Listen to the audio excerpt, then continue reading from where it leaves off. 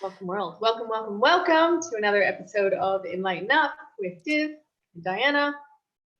And today, we thought we would chat about, the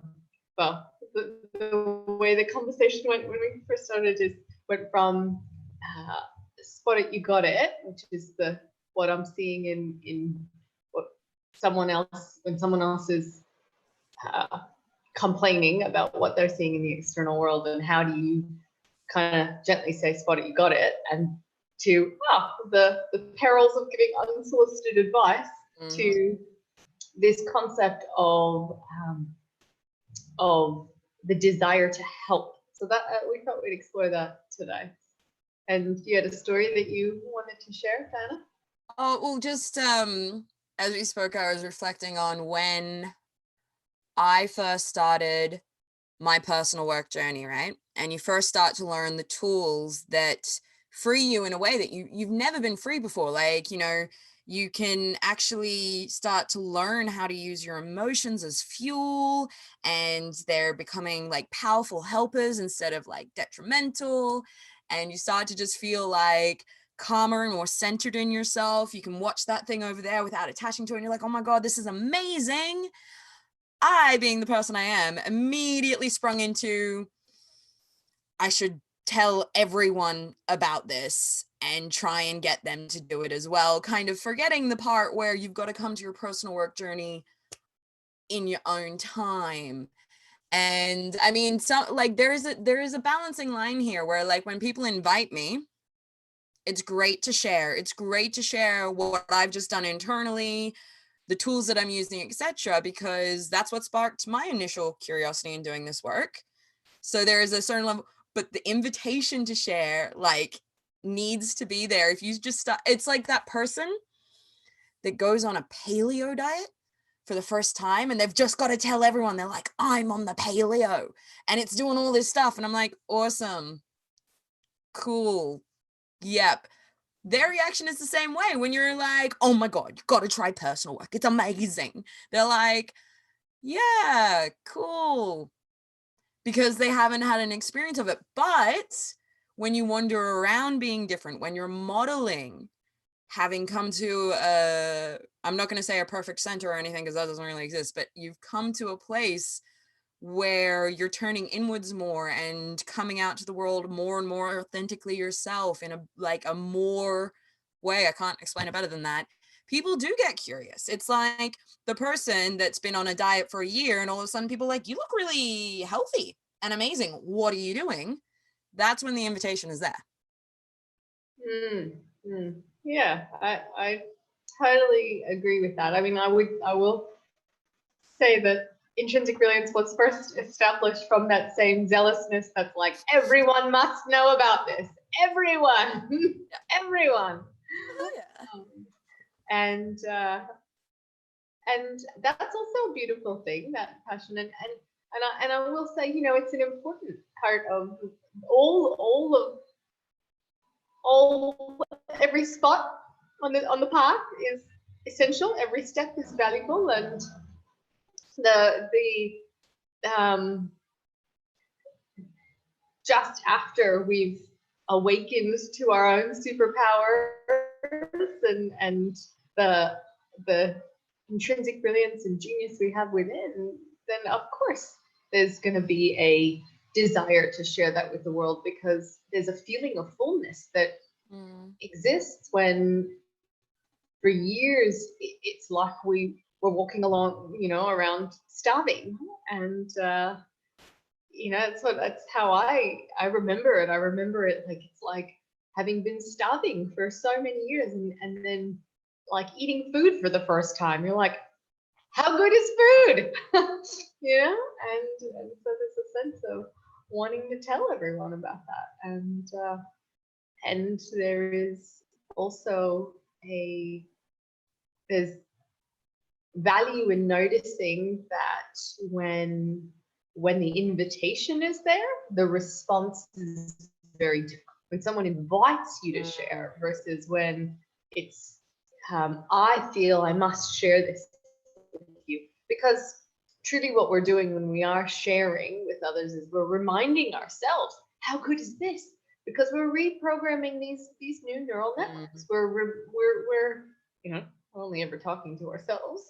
And so this element of, let me share with you how good this is so that we can kind of, it's that phase where we're first reinventing that reality. We spoke of this yesterday when paving that new neural network, and just kind of calibrating to that new newness, new way of operating. And the more that settles in self, the quieter it gets, the less, it doesn't feel as foreign, or, there's nothing to say, nothing to talk about. And then when someone asks, what is it that you are doing? Then it's like, oh, well, there's this. So, yeah, totally relate to that. And I was reflecting today when I was writing about the people pleaser journey, the prototype of the people pleaser, and the ability to recognize how the desire, the underlying desire, right? We teach in YSC, every behavior has a positive underlying intention. Presuppose every behavior has a positive underlying intention. And so it comes from a space of wanting to be of service. A really beautiful intention, to be of service, right? That's a really beautiful intention. And yet the strategy is unrefined. So it's I'll put myself down and put you up, and I will look up to you. And whether we're conscious we're doing this or not, it's the structure. Let me effectively worship the other and minimize and diminish self. And that's really destabilizing. That's a really destabilizing way for us to be in the world and to have to be relating with others, right? So the healthy expression of that same helper tendency, that same desire to be of service, to help, right? It's called people pleasing, but really it's a desire to be of service and to help. The healthy expression is, let me give from my fullness. Let me help me and give from my fullness. There's, as you said, when we're walking, when we're modeling is how we are most effective in the world, how we really teach others, how we really, impact others is by what we model. So there's that awareness of, okay, I'm noticing, I'm wanting to help and be of service. Let me direct that inward and let it flow out from that naturally, easily and organically.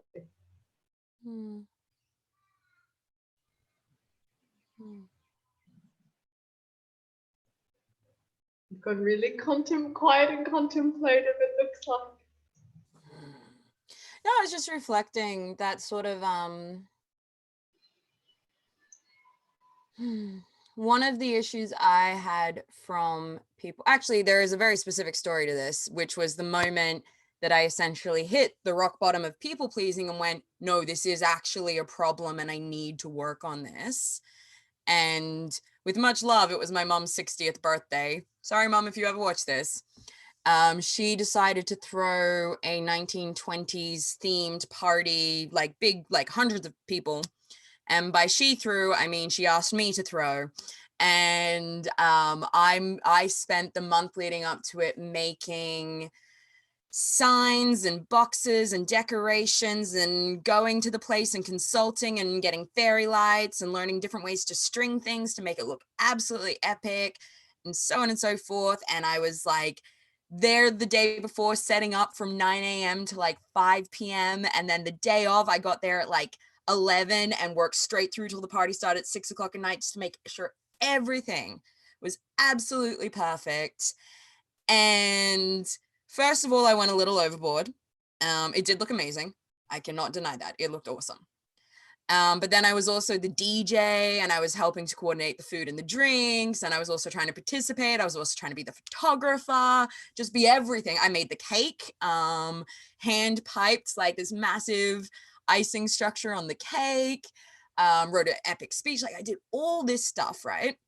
Because I was like, I'm trying to show you I love you and I support you. Like, and my mom was caught up in herself at that time. Like she has some of her own issues around throwing a birthday party. So she wasn't giving me any feedback for the people pleaser side of myself. Like, yeah, good job.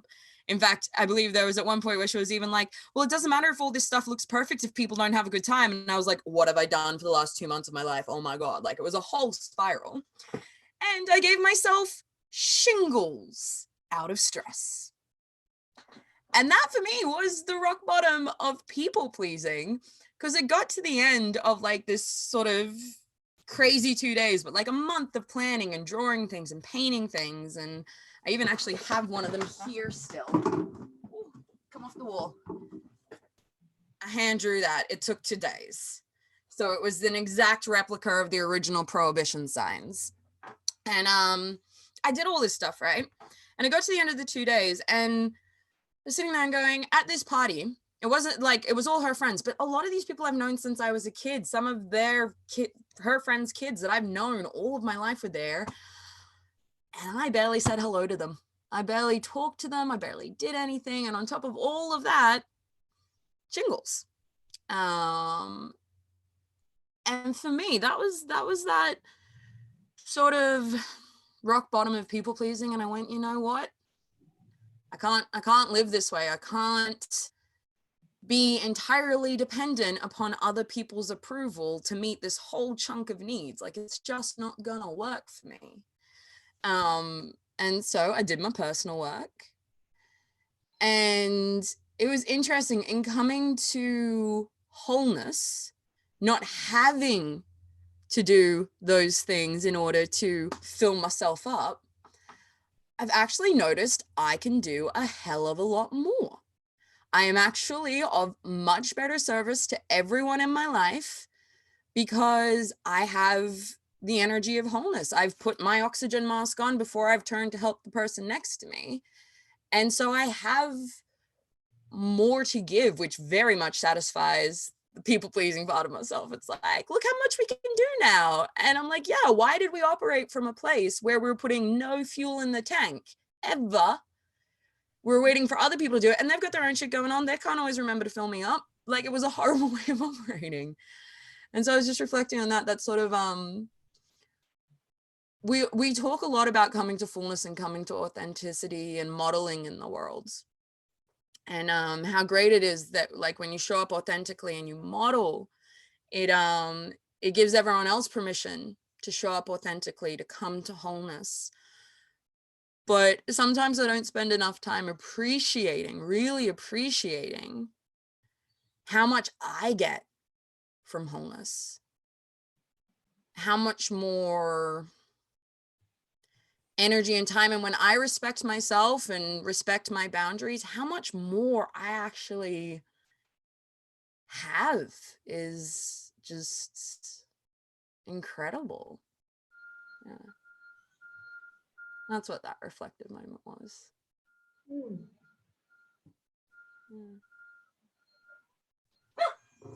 Yeah.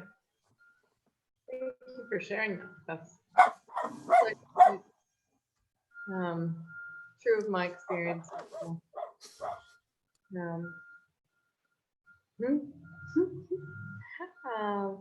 I recall you sharing. While Diana goes to get bongo, I'll speak to you, the viewer. And at some stage, I remembered that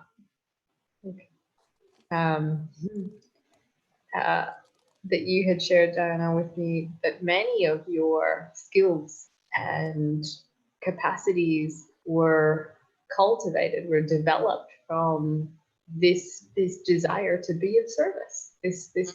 How can I help? How can I? Yeah. So that's, I mean, lest we judge any aspect of ourselves as being unuseful, Oh God, you no. know. My people pleasing self is the reason I can cook a 5-course meal for 20 people without even having to put that much planning into it. And like the reason I can stand on stage in front of 100 people and calibrate to everyone in the room and do good comedy, people pleasing. Hell, the reason I am funny, people pleasing. Making people laugh came from the desire to make them happy. Like, it's all fuel. And actually, this is something I spoke to on Life Labs last night. I have so much appreciation for what I was taught by the people pleaser. And I have so much appreciation for the anxiety I used to have, because I thought, like, I was born a relatively good storyteller. Even as like a child, I had a great imagination, but anxiety honed that skill. Like, I could make a story out of literally anything. Like, and I wouldn't have those things if it hadn't been for those experiences. And I also wouldn't know that that's not what I wanted if I hadn't had those experiences. If you don't go off course, or if you don't end up in a position where you're like, this is not the place I want to be, then you can't go find your actual path. So what I'm hearing you say is straying from the path is part of the path. It is. And it's like when you go for a hike, right? And sometimes you have to like climb over the brambles and the like boulders and stuff to get to where the hike starts. That's part of the journey. Come here, you twat. Sorry, everyone meet Bongo. Someone suddenly decided he needs all my attention. Bongo. Yeah, well, that feels like a good place to wrap it up. It feels like a good place to wrap it up. This recognition that there's healthy expressions and unhealthy expressions of every aspect of ourselves, and even the unhealthy expressions are useful to us in some way, and we can consciously choose what we want to direct our energy and attention to, and what we want to cultivate more of, what we want to turn up more in. And anything else to say about that people pleaser helping tendency? If people are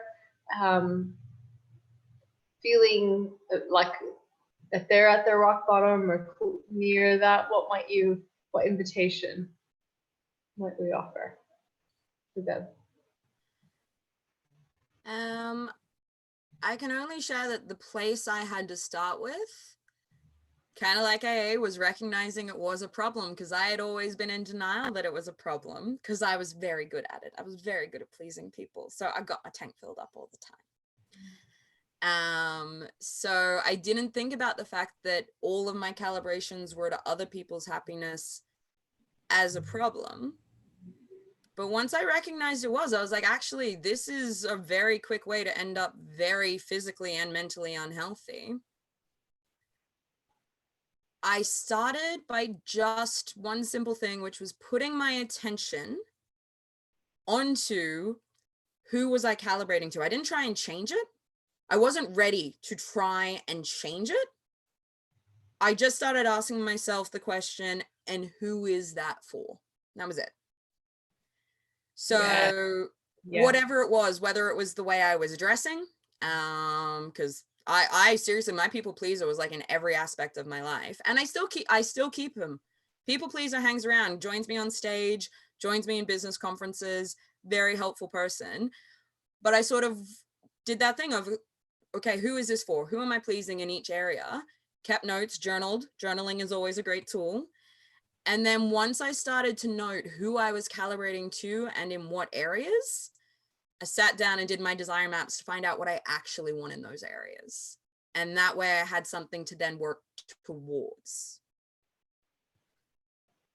Yeah. Because up until that point, it just like, because when I hit the rock bottom, the only thought I had was, this isn't working. I don't want this. But that isn't something that's an away from motivator. And my brain will take me away, but who knows where it'll take me. So it was about spending the time to first go, okay, where exactly am I? It's like getting out the compass, reading the rocks around you and going, actually, where am I and what am I doing?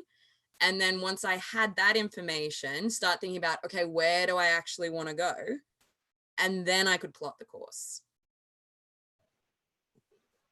Yeah, that's it sounds like wise, wise advice for when we're in that position. Take stock of where you are first and begin to question, who is this for?